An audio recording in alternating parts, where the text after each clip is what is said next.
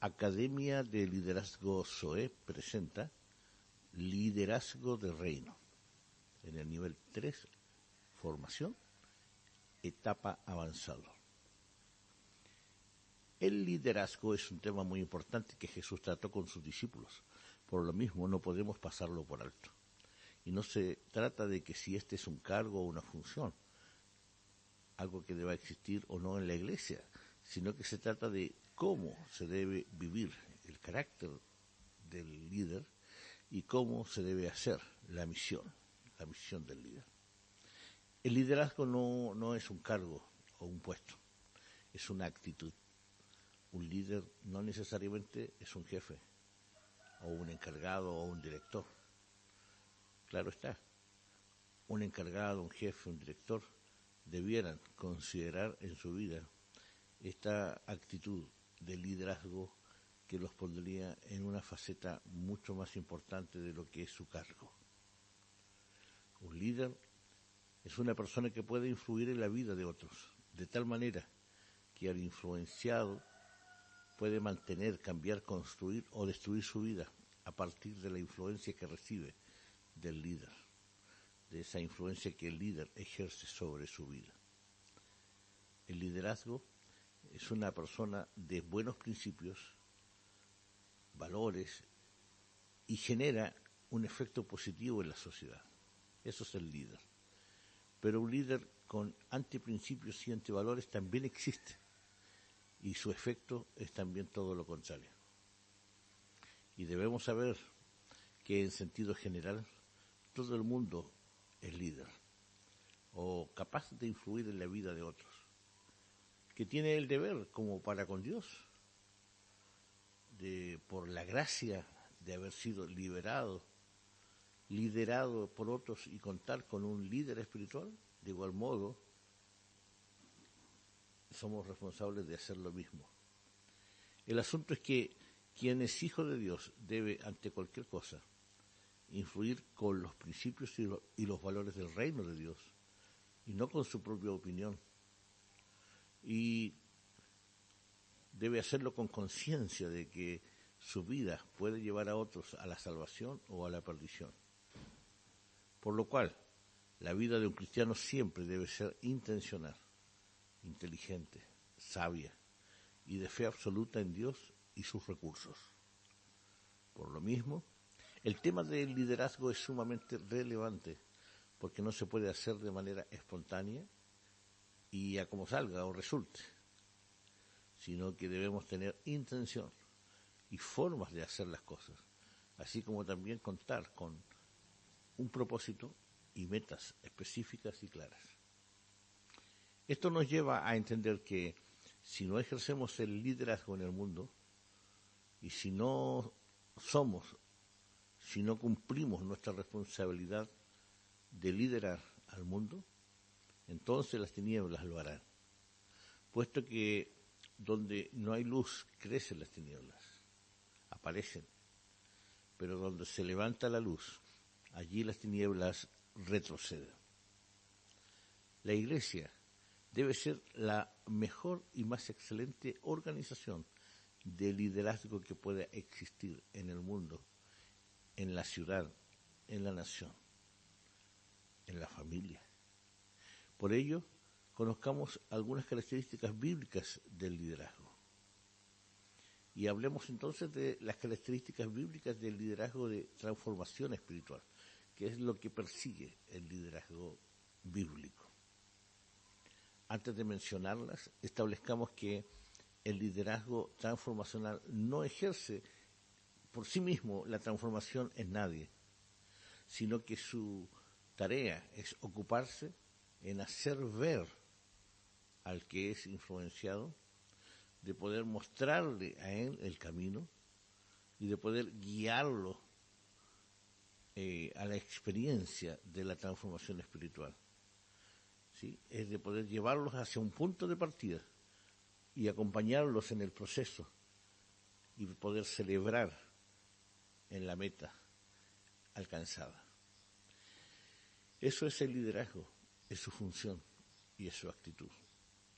Y estas características, entre otras, son la capacidad de influir positivamente en otros, decisiones firmes, pero con conciencia de sus posibles errores, paciencia y enfoque en lo largo plazo, potencia las actitudes de individuos de cada miembro de un grupo y predica con el ejemplo, en disciplina, hábitos, producción, etcétera. Y entonces, todos estos, caracteres que son parte del liderazgo, se pueden centrar o enfocar en lo que algunos vienen a llamar el ministerio quíntuple de la Iglesia. En el reino de Dios, el liderazgo se conoce como el ministerio quíntuple, ya que fue constituido por el primer líder y fundador de la Iglesia, Jesucristo, y en Efesios 4:11 nos da, ¿verdad?, esta información y nos deja clarísimo que la cabeza de la Iglesia es Él, Jesucristo, y aun cuando Él esté en este momento en la diestra del Padre, Él sigue siendo la cabeza de la Iglesia mediante el ministerio del Espíritu Santo. Ahora, la cabeza de la Iglesia, que es Cristo, fundó la Iglesia, pero además constituyó en ella 5 ministerios que son sumamente importantes y que tienen el objetivo de generar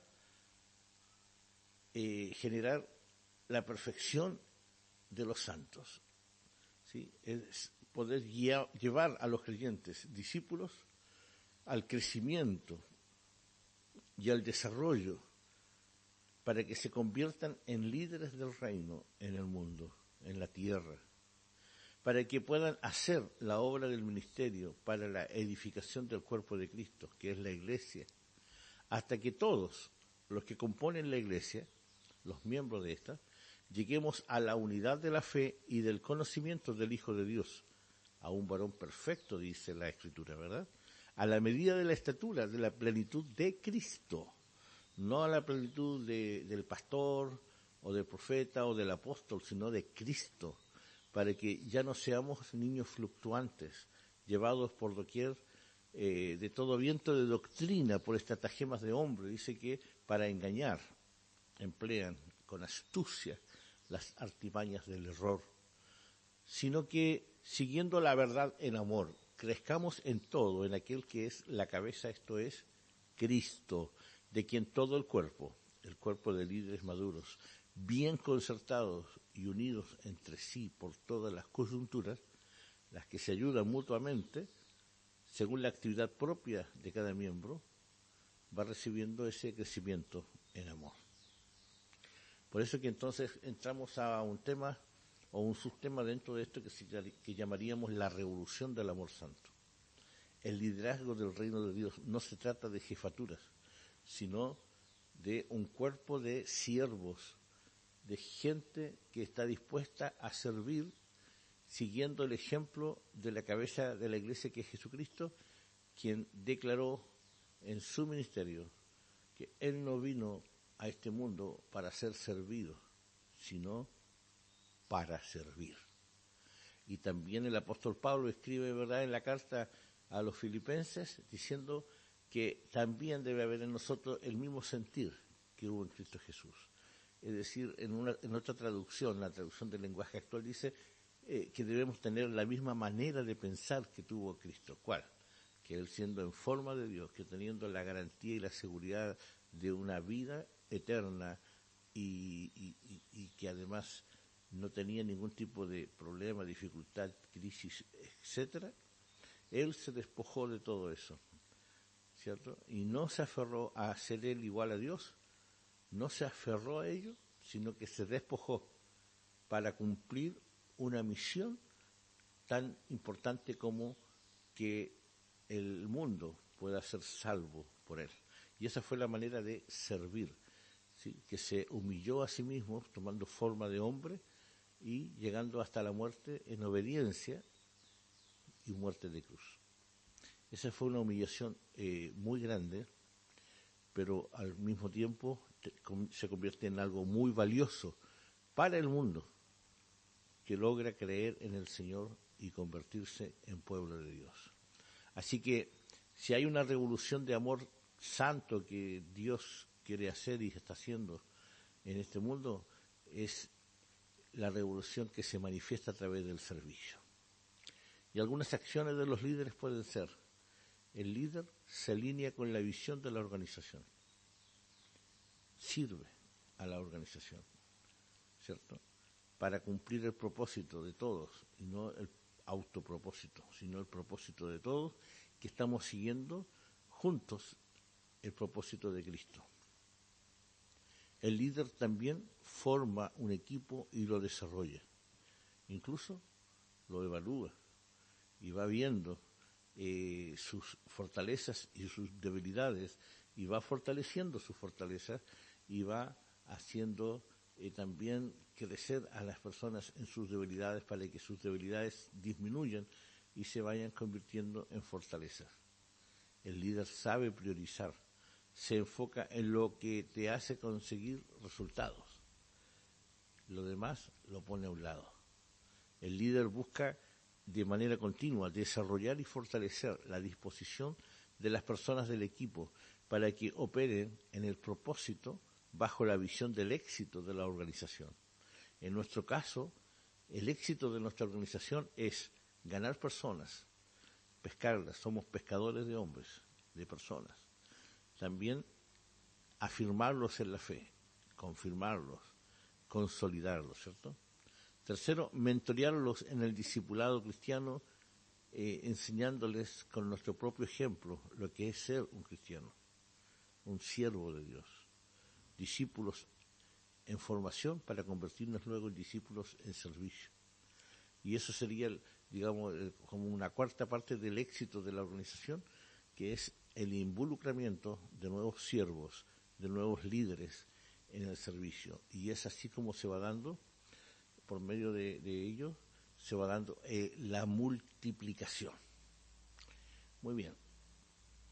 Como tarea, quiero pedirles que en su cuaderno del discípulo ustedes puedan describir cuál es su don, que puedan manifestar cuál es su ministerio, y que puedan escribir en ese cuaderno un compromiso de servicio para sus próximos 10 años. ¿Qué está dispuesto usted a hacer en los próximos 10 años con el don y el ministerio que el Señor ha puesto en usted? Y como último punto de esta tarea sería que me pueda compartir lo que saca en conclusión, lo que ha podido escribir en su cuaderno. Que Dios les bendiga y que tengan una linda semana.